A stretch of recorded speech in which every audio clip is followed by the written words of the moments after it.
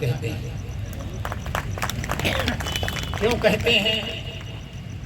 वो आरोग्य का अध्ययन करने वाले लोगों का कहना है कि आजकल जो नीम में नई कोपलें आ रही हैं, फूल आ रहे हैं, उनको कुछ चीज़ों के साथ मिलाकर खाने से अगर 9 दिन तक खाया जाए तो शरीर निरोगी हो सकता है। इस दृष्टि से भी आज का दिन और ये पखवाड़ा, ये 15-9 दिन बहुत महत्व के हैं। एक बात की कई बार चर्चा आ चुकी, कई लोग बोल चुके।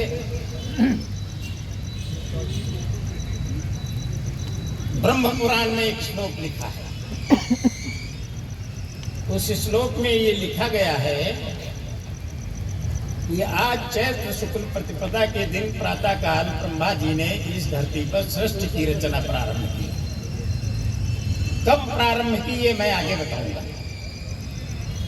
और इसलिए ये अपने 9 वर्ष का, हिंदू मत कहिएगा, ये भारतीय 9 वर्ष का पहला दिन है। आज से प्रण कर लीजिए, इसको हिंदू 9 वर्ष नहीं कहेंगे, इसको भारतीय 9 वर्ष कहेंगे। भारतीय 9 वर्ष का पहला दिन है।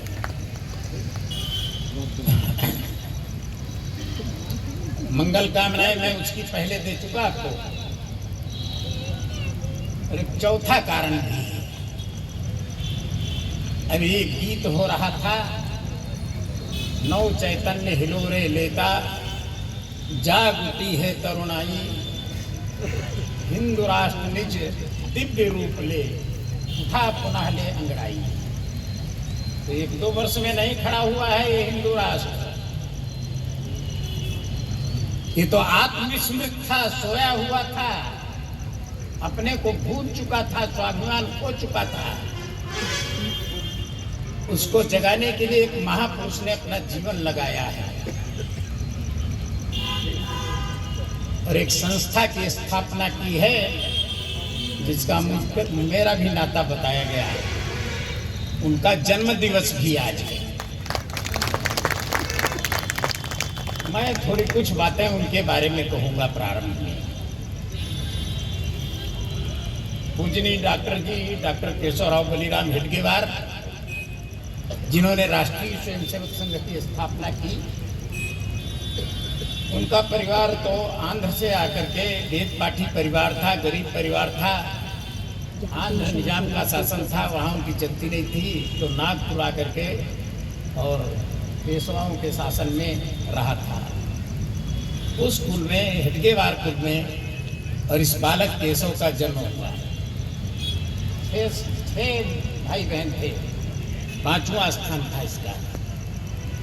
अब बहुत ज़्यादा विस्तृत बोलने का समय नहीं है उनके बारे में, लेकिन उनका जन्मदिन है इसलिए कुछ बातें तो याद करनी पड़ेंगी अपने को। उनकी ही पुण्याई से ये आज हम दिवस मना रहे हैं।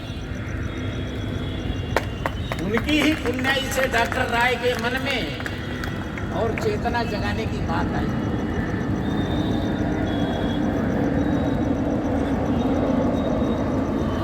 जन्मजात देशभक्त थे। अनेक कहानियां आप लोगों ने पढ़ी होगी। मिठाई का दोना फेंक दिया, आतिशबाजी देखने नहीं गए, और सीतामढ़ी किले से यूनियन जैक को उतारने का प्रयत्न किया। देशभक्तिपूर्ण बचपन की 8 वर्ष, 12 वर्ष, 13 वर्ष की अवस्था, और क्रांतिकारी स्वभाव के भी थे। लोकमान्य तिलक का भाषण सुनकर बहुत प्रभावित हुए। डॉक्टर मुंजे के निरंतर संपर्क में थे, कुशल संगठक भी थे। 16 वर्ष की अवस्था में छात्रों को संगठित करने के लिए छात्र समाज नाम का संगठन बनाया था, और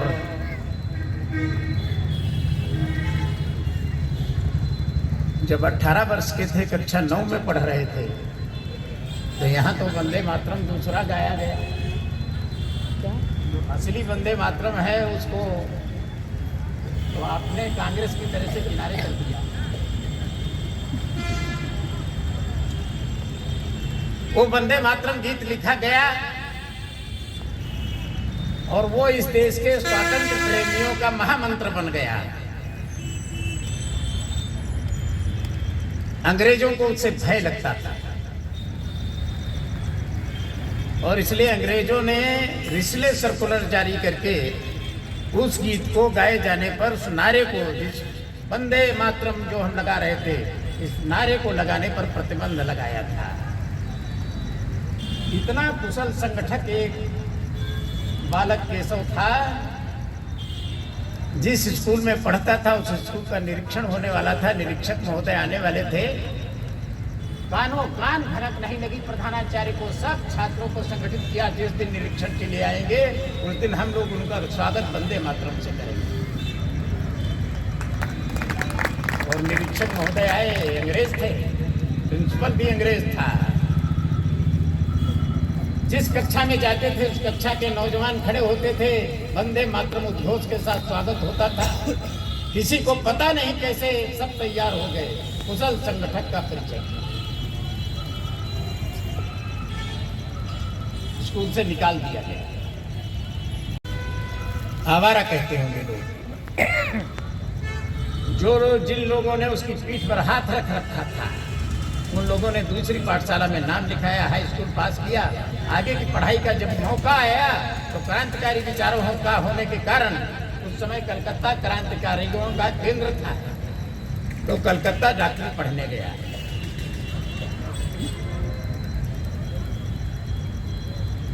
उन्नीस 1909 में 5 वर्ष वहां रहा। डॉक्टरी परीक्षा उत्तीर्ण की, अच्छे अंकों से उत्तीर्ण की। केवल डॉक्टरी नहीं पढ़ी, वहां जो क्रांतिकारियों की अनुशीलन समिति थी उसका भी सदस्य बना। ओके नाम मिला। अनेक बातें क्रांतिकारियों से सीखी। डॉक्टरी परीक्षा पास करके घर आया। देश की स्वतंत्रता का आंदोलन चल रहा था। कई बड़बोले कांग्रेसी बोलते हैं कि संघ का क्या योगदान स्वतंत्रता आंदोलन में। संघ संस्थापक के योगदान की मैं चर्चा कर रहा हूं। 1915 के अंत में घर लौटा। घर वालों की इच्छा थी, गरीब परिवार, 2 समय का भोजन नहीं होता था घर में। घर के लोग बहुत आशा बांधे बैठे थे, घर का लड़का डॉक्टरी पढ़ करके आएगा, घर सच समझ जाएगा। डॉक्टरी नहीं की, विवाह भी नहीं किया, कांग्रेस का सदस्य बन गया, देश स्वतंत्र हो जाए इसके लिए प्रयास करने लगा। इतना बड़ा समर्पण था। क्या कहा ये सब कहने का मेरे पास अवसर नहीं, समय कहाँ है। कांग्रेस में काम करने लगा। 1921 में असहयोग आंदोलन हुआ। उस असहयोग आंदोलन में और भाग लिया। 12 महीने का सश्रम कारावास हुआ। 11 महीने जेल में भी रहा। जेल से निकला तो बड़े बड़े कांग्रेसियों ने, मोतीलाल नेहरू तक ने स्वागत किया था।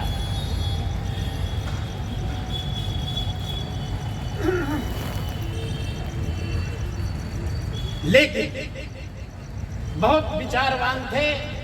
देश पराधीन क्यों हुआ इसका भी अध्ययन उन्होंने किया, और कांग्रेस जिस ढंग से काम कर रही थी उसका भी अध्ययन उन्होंने किया। कांग्रेस तुष्टीकरण के रास्ते पर चल रही थी।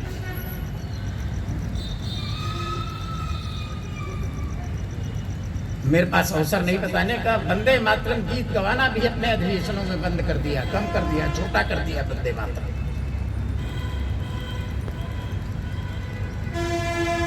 और इन सब परिस्थितियों में इस बालक केशव ने अपने कुछ मित्रों की बैठक अपने घर पर बुलाई, विजयदशमी 1925 के दिन।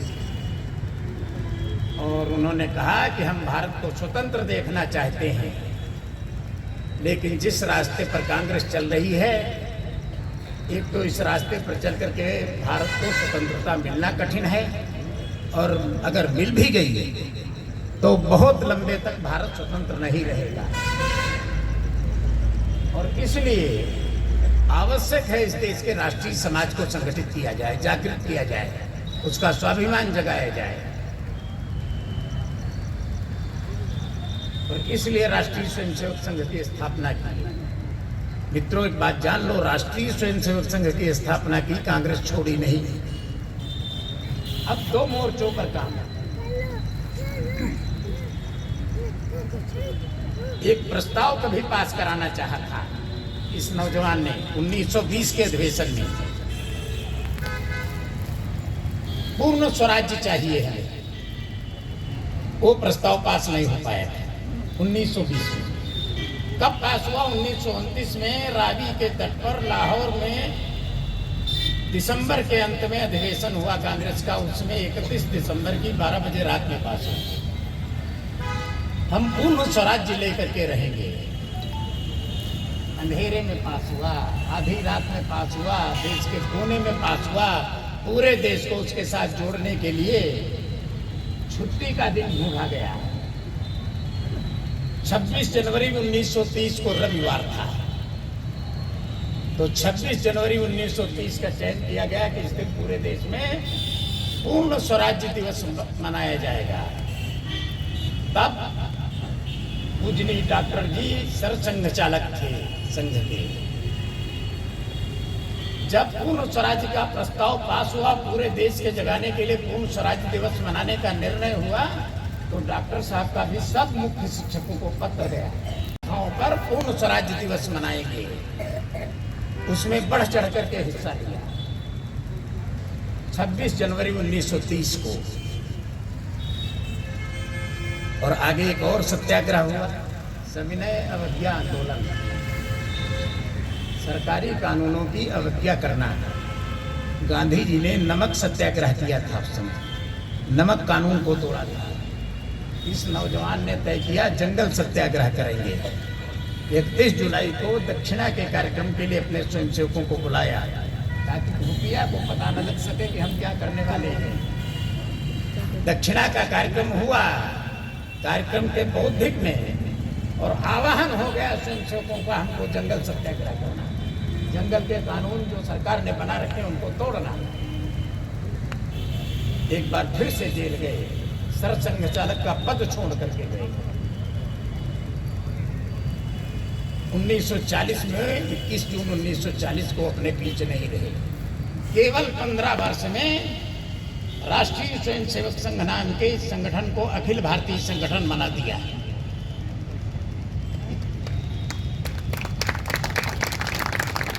और उनके इस प्रयास का परिणाम है उसी राष्ट्रीय स्वयंसेवक संघ के अनेक समवैचारिक संगठनों, तमाम स्वयंसेवकों ने तमाम प्रकार की इस प्रकार की और समितियां, जैसे अपने स्वर्गीय डॉक्टर राय साहब ने बनाई, ऐसी स्थान स्थान पर समितियां समाज को जगाने के लिए बनी, आत्मविश्वास समाज को जगाने के लिए बनी। पूजनीय डॉक्टर जी को स्मरण करते हुए, उनकी पुण्याई को स्मरण करते हुए, उनके कृतित्व को स्मरण करते हुए और 9 वर्ष के बारे में कुछ बातें कहूँगा। अभी कोई सज्जन वो अध्यक्ष जी कह रहे थे, वो राज्यपाल महोदय कुछ कह गए थे, उनकी बात कह रहे थे, वो बात भी आएगी। आज का दिन एक बात और याद कर लो मित्रों, हम लोग 9 संवत्सर का स्वागत करने नहीं आए हैं। संवत्सर तो काल गणना है, काल गणना का स्वागत करने हम नहीं आए, हम 9 वर्ष का स्वागत करने आए। और 9 वर्ष आज से प्रारंभ हुआ। और आज से क्यों प्रारंभ हुआ, उसका कारण है, अभी सब लोगों ने बताया कि आज के दिन ही ब्रह्मा जी ने सृष्टि की रचना की। मैं इस बात को फिर से दोहरा रहा। क्यों दोहरा रहा? कब की, ये बताने के लिए। उस घटना को आज कितने दिन हो गए? 1 अरब 95 करोड़ 58 लाख 85,000 124 वर्ष कल हो गए। आज 125वां वर्ष प्रारंभ हुआ।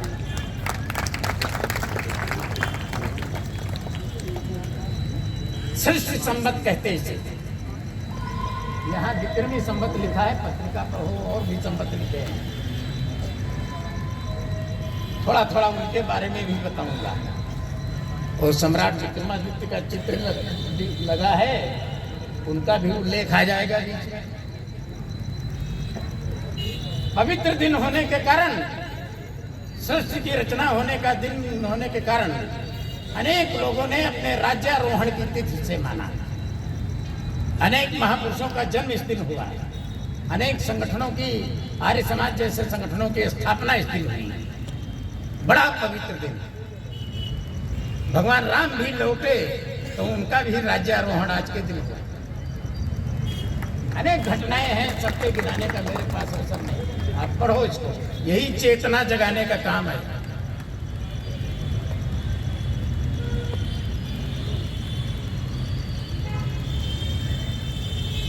लेकिन हम आत्मस्मृत समाज थे तो हम भूल गए अपने इस नववर्ष को।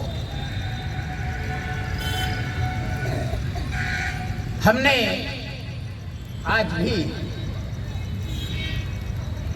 और एक कैलेंडर को, एक काल गणना को अपने काम काज का आधार बना रखा है। वो ग्रेगोरियन कैलेंडर कहलाता है।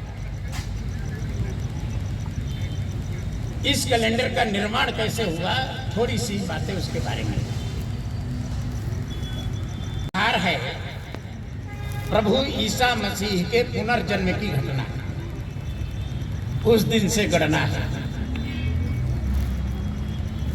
उसको 2022-23 वर्ष हो गए। उसके पहले की काल गणना उनके पास नहीं थी। उसके पहले की काल गणना को आप लोग भी इतिहास में पढ़ते होंगे, ईसा पूर्व करके लिखते हैं। ईसा के पहले इतने वर्ष, ईसा के पहले इतने वर्ष। तो ईसा के पहले 753 वर्ष पहले, ईसा से 753 वर्ष पहले रोम साम्राज्य का उदय हुआ। और रोम साम्राज्य के उस राजा ने एक कैलेंडर का प्रचलन कराया, एक काल गणना का प्रचलन कराया। उसका जो वर्ष था उसमें 10 महीने होते थे और 304 दिन 5 दिन होते थे। वो जो 10 महीने होते थे उसी के हिसाब से मार्च पहला महीना, अप्रैल दूसरा महीना, भारत के 9 वर्ष से मेल खाता। भारत का भी 9 वर्ष मार्च के लगभग प्रारंभ होता है, उसी से मेल पहला महीना, सितंबर 7वां महीना, अक्टूबर 8वां महीना, नवंबर 9वां महीना, दिसंबर 10वां महीना, 10 महीने का वर्ष। 700 ईसा पूर्व में दूसरा राजा हुआ। उसने कहा काल गणना ठीक नहीं है, हाँ बोलो। उसने सुधार किया, 2 महीने और जोड़ दिए शुरू में, जनवरी फरवरी। वर्ष 12 महीने का हो गया और कहा 355 दिन का वर्ष होगा। ईसा पूर्व 46 में जूलियस सीजर नाम का राजा हुआ। उसने जुलाई को अपने नाम पर जुलाई को 31 दिन का कर दिया। और पृथ्वी सूर्य की परिक्रमा आज की गणना भी है 365 सही 1/4 दिन में पूरा करती है। इसलिए जूलियस सीजर ने कहा कि अब वर्ष 365 सही 1/4 दिन का होगा। थोड़े दिन बाद प्रभु ईसा मसीह का जन्म हो गया और उनके नाम पर गणना चलने लगी। 1582 में रोम का राजा पोप ग्रेगोरियन पोप था। ईसाई मत का प्रचार करने वाला है। उसने इसी रोमन कैलेंडर को ग्रेगोरियन कैलेंडर के नाम से प्रचलित करवा दिया, इसी रोमन कैलेंडर को। और एक बार फिर त्रुटि सुधारी उसने। 4 अक्टूबर को 14 अक्टूबर बना दिया। घड़ी की सुइयां 10 दिन आगे बढ़ा दी गई। इतनी त्रुटि थी इस काल गणना में। मैं त्रुटि की बात कर रहा है, न ये काल गणना वैज्ञानिक है, न काल गणना शुद्ध है, और त्रुटि ठीक करने की कोई उपाय नहीं है। और तब ग्रेगोरियन कैलेंडर बन जाने के बाद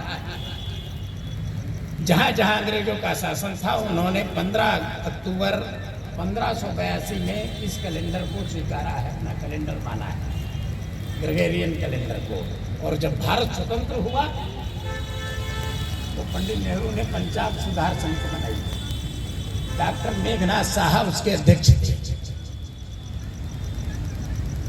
वो सूर्य सिद्धांत के विरोधी थे, पढ़े लिखे थे, लेकिन सूर्य सिद्धांत काल गणना का आधार है। और उनके जो साथी बराती थे वो अंग्रेजी पढ़े लिखे लोग थे, ऐसे जैसे हमारे अध्यक्ष जी ने कहा, वो राज्यपाल महोदय का उदाहरण दिया ना, वैसे ही थे। वो कहते थे यहाँ के ज्योतिष शास्त्री, भारत के जो खगोल शास्त्री हैं, ज्योतिष शास्त्री हैं, वो केवल जादू टोना करने वाले लोग हैं, उनको कोई काल गणना का हिसाब किताब नहीं आता। वो जो समिति बनी उसके सदस्यों की राय थी और इसलिए उस समिति ने 19 फरवरी 1953 को नेहरू सरकार के पास अपना प्रस्ताव भेजा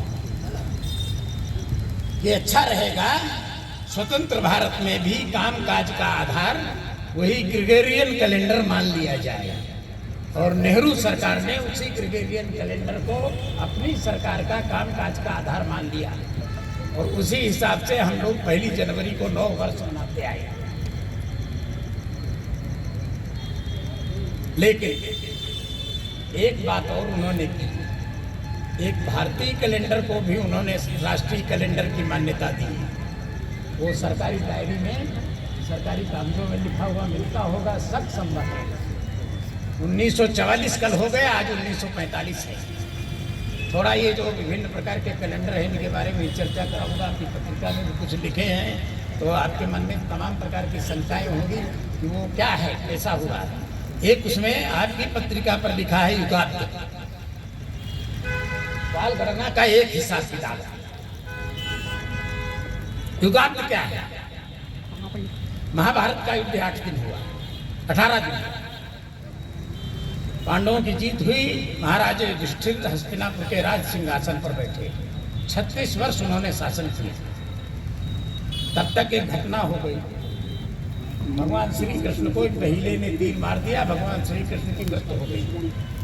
अब भगवान श्री कृष्ण को तो पांडव अपना सब कुछ मानते थे, बहुत हार्दिक वेदना हुई तो राजपाट छोड़ दिया। और वो घटना क्या है, गए, लड़का कोई था नहीं जीवित, सब मर गए थे। उनका पौत्र परीक्षित जिस दिन राज सिंहासन पर बैठा, उस दिन कलयुग आया, उसका हिसाब है वो। कलयुग आज 5124 कल हो गए, आज 5125 होगा कलयुग। कलयुग के आने की ईसा पूर्व 64 में इस देश पर शकों का आक्रमण हुआ, उज्जैन पर आक्रमण हुआ। उज्जैन का राजा तो था पराक्रमी, लेकिन पराजित हुआ, मार डाला गया कि भाग गया ये नहीं मुझे पता। लेकिन रानी बड़ी चतुर थी। रानी अपने 10 वर्षीय पुत्र को लेकर के जंगल में चली गई। अपने पुत्र का पालन पोषण जंगली जातियों के बीच में किया। वो पुत्र 7 वर्ष बाद जब 17 वर्ष का हुआ तो उसने अपने पिता के अपमान का बदला लेने के लिए शकों पर आक्रमण किया, उज्जैन पर विजय प्राप्त की, वहाँ का राजा बना। आज के दिन राज सिंहासन पर बैठा। और इस घटना को आगे का हमारा समाज स्मरण रखे, इसलिए एक संवत्सर का प्रचलन करवाया। सम्राट विक्रमादित्य की उपाधि धारण की। विक्रम संवत 2079 कल हो गया, 2079 वर्ष हो गए उस घटना को। 2080 साल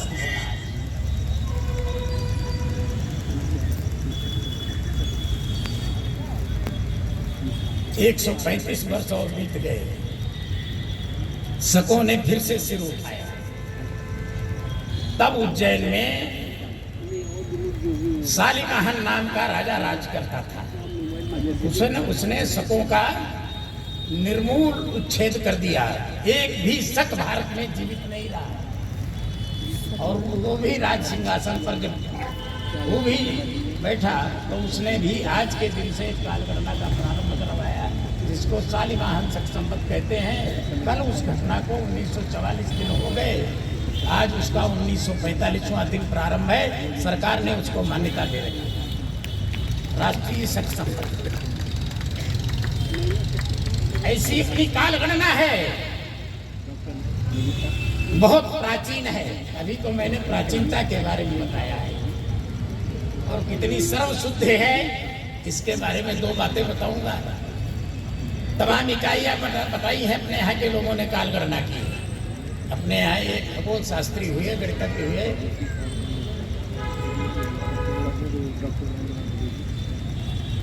नाम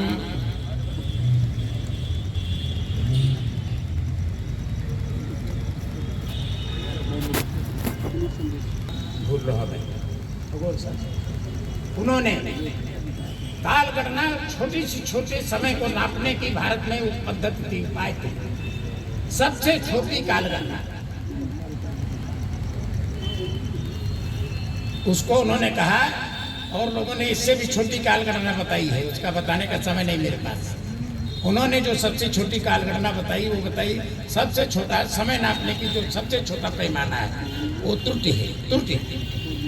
और त्रुटि कितनी छोटी है, 1 सेकंड को 33,750 से भाग करिए तो जो भजन फल आएगा वो एक त्रुटि के बराबर। इतने छोटे समय को भी भारत के खगोल शास्त्री नाप सकते थे, इतनी सर्वशुद्ध गणना थी। और बड़ी इकाई तो और भी है, लेकिन एक बड़ी इकाई जिसका अभी चर्चा हो रही थी, हम अपने मांगलिक कार्यों में बोलते भी हैं, श्वेत 12 कल्पे, वो कल्प नाम की एक बड़ी इकाई है, 4 अरब 32 करोड़ वर्ष। कल्प की का मापदंड है 4 अरब 32 करोड़ वर्ष। कलयुग आता, सतयुग आता, द्वापर आता, त्रेता आता, 4,32,000 वर्ष कलयुग, फिर उसका गुना द्वापर, तिगुना त्रेता और 4 गुना सतयुग। ये जो इसका टोटल आता है, चारों युगों का जो टोटल आता है, चतुर्युगी का जो टोटल आता है, उसको 1000 से गुणा करिए तब कल्प आएगा। 4 अरब 32 करोड़ वर्ष। और अपने खगोल शास्त्री कहते हैं वो ब्रह्मा जी का एक दिन है, रात नहीं। ब्रह्मा जी का एक दिन है और रात जोड़ लो तो इसका दूना हो जाएगा, और 1 महीना जोड़ लो तो 30 से और गुणा कर दो। और ब्रह्मा जी की आयु 100 वर्ष की मानी गई तो 100 से गुणा कर दो तो महाकल्प बनेगा। काल नापने की बहुत बड़ी इकाई है।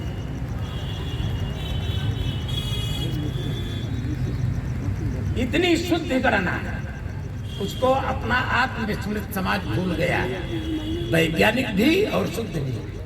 और त्रुटि सुधारने के भी उपाय, गलतियां हो जाए उसकी सुधारने के भी उपाय है अपने यहाँ। लोग बता गए इस बार सावन 2 होने वाले, जब थोड़ी त्रुटि आ गई तो महीने 12 की जगह पर 13 हो गए वर्ष में। इतनी सर्वशुद्ध, इतनी प्राचीन, इतनी वैज्ञानिक काल गणना जिस समाज के पास हो, वो समाज अपनी काल गणना को भूल जाए, अपने 9 वर्ष को भूल जाए, इससे बड़ी विडंबना क्या है। ये 97 वर्ष की, 98 वर्ष की राष्ट्रीय स्वयंसेवक संघ के प्रयत्नों का परिणाम है, उसके अनेक संगठनों का परिणाम है, उसके संगठनों का परिणाम है। वो जो गीत हुआ है वो आज साकार हो रहा है। नव चैतन्य हिलोरे लेता नेतृत्व के कारण है। चारों ओर से भारत को यशस्वी बनाना, भारत को परम वैभवी बनाना, भारत के स्वाभिमान को जगाना। किंतु मित्रों, ये भारत का जो नवोत्थान हो रहा है, इस संदर्भ में अभी राष्ट्रीय स्वयंसेवक संघ की प्रतिनिधि सभा हुई थी, उसने एक प्रस्ताव किया है राष्ट्रीय स्वयंसेवक संघ ने। वो प्रस्ताव आप सब लोग भी जान लीजिए। हम सब लोग भारत का नवोत्थान करें, लेकिन स्व से प्रेरित होकर करें, स्वधर्म के आधार पर करें, स्वदेशी के आधार पर करें, स्वराज्य के आधार पर करें। स्व का जागरण नहीं हुआ तो किसी देश की उन्नति हुई तो राष्ट्र भाव नहीं जगेगा। स्व का जागरण आवश्यक है, स्वत्व का जागरण आवश्यक है। हमारी भी कुछ चीजें थी, हमारे भी काल गणना थी, हमारे भी महापुरुष थे, हमारे भी रीति रिवाज थे, हमारी भी भाषा थी। नई सरकार नई शिक्षा नीति लागू करने जा रही है, और नई शिक्षा नीति में निर्णय लिया है कि जो प्राथमिक शिक्षा होगी वो छोटा बच्चा अपनी मातृभाषा में लेगा। ये स्वाभिमान का जागरण। कन्नड़ पढ़ने वाला कन्नड़ भाषा में पढ़ेगा प्राथमिक शिक्षा, और बांग्लादेश का रहने वाला बांग्ला भाषा में पढ़ेगा, असम का रहने वाला असमिया में पढ़ेगा। सबको अंग्रेजी पढ़ने की जरूरत नहीं। प्राथमिक शिक्षा के बाद जो अंग्रेजी पढ़ना चाहेगा वो अंग्रेजी पढ़ेगा। हम स्व का जागरण चाहते हैं। तो इस 9 वर्ष के अवसर पर मैंने आपका समय लिया हो सकता है। भारत आज सर्वदूर प्रगति कर रहा है। दुनिया के लोग जब भूखों मर रहे हैं तब भारत आर्थिक दृष्टि से भी प्रगति कर रहा है। इस नव उत्थान की बेला में हम स्वाभिमान से प्रेरित हों, स्व पर आधारित अपना ये नव उत्थान हो, इस संकल्प को लेते हुए हम सब लोग यहाँ से जाएंगे तो हमारा 9 वर्ष मनाना सार्थक होगा। हम 9 वर्ष का स्वाभिमान भी लेकर के जाएं और अपने मित्रों को अपने इस 9 वर्ष की बधाइयाँ दें, चूपा मनाए दें, अपने घरों पर बंधनवार लगाए, ये जो पताकाएँ लगाई हैं ये हर घर पर फहराई जाए, हर घर पर ओम का चिन्ह अंकित किया जाए। ये अपेक्षा है। नव जागरण सर्वदूर दिखाई देना चाहिए। अपने राष्ट्र का जागरण हो। ये समिति स्वर्गीय डॉक्टर राय जी ने हमारी भी, मैं अपने पिताजी को दिखाने आया था तो बलरामपुर में पास है वो लगभग इसी से जुड़ा हुआ, विचार परिवार से जुड़ा है, भारत की संस्कृति से जुड़ा है। हम लोग सनातन संस्कृति को संवर्धन करने का जिसके पास जिम्मा है वो विभाग मेरे पास है। तो उसकी अब लंबी चौड़ी बात करूंगा तो मुझे लगता है 1 साल में इतने काम हुए हैं कि घंटे 2 घंटे उसमें लगेंगे, लेकिन उसका लब्बो लुहान कुछ आपके सामने रखने का जरूर काम करूंगा। सबसे पहले मैं आप सब लोगों को आज का जो भारतीय नववर्ष है इस पवित्र मौके पर अपनी ओर से, प्रदेश सरकार की ओर से बहुत बहुत बधाइयाँ और शुभकामनाएं देता हूँ। और आज ही के दिन चैत्र नवरात्रि का प्रथम दिन है और सबसे खुशी की बात है कि हिंदुस्तान में पहला उत्तर प्रदेश राज्य जिसने सरकार की ओर से पूरे प्रदेश के 75 जिलों में मंदिरों में आज से लगातार 9 दिन तक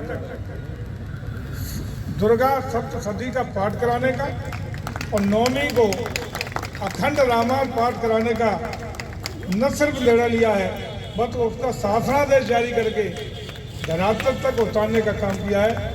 इसके लिए शायद आपको संज्ञान में लाना चाहूँगा, आपके बीच में ये अपनी बात रखना चाहता हूँ। हालांकि उस पर आप देख रहे हो कई दिनों से विपक्ष की ओर से तमाम लोगों के टीका टिप्पणियाँ होते हुए माननीय उच्च न्यायालय के पार्टी PIL में वो लोग चले गए हैं जिसकी सुनवाई का क्रम चल रहा है, लेकिन हम लोग उससे कोई समझौता करने वाले नहीं। हमारा उद्देश्य है कि भारत की सनातन परंपराएं, सनातन संस्कृति का संरक्षण और संवर्धन दोनों बहुत तेज गति से निरंतरता के साथ करे रहे।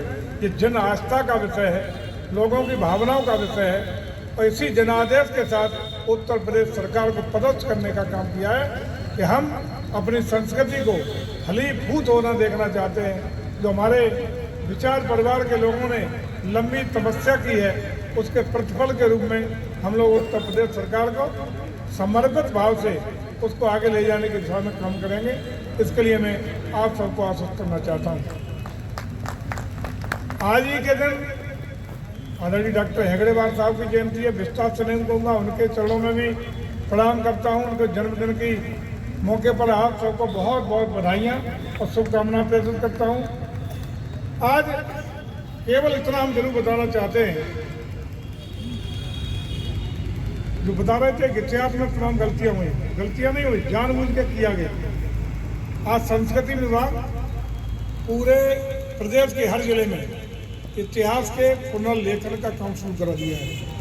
वो काम सरकारी स्तर पर हम लोग कराने का काम कर रहे हैं। जो गलतियाँ जानबूझ के की गई या त्रुटिवश हुई उन सबको भूल सुधार करते हुए वास्तविक इतिहास के वास्तविक हमारे जो पुरोधा रहे उन सबका इतिहास भी जोड़ने का काम उत्तर प्रदेश सरकार कराएगी। ये हम आपके बीच आश्वस्त करना चाहते हैं। आज हम सबका संकल्प है कि चाहे हमारा संस्कृति विभाग हो, चाहे पर्यटन विभाग हो, इसके माध्यम से जन जागरण का सुनियोजित तरीके से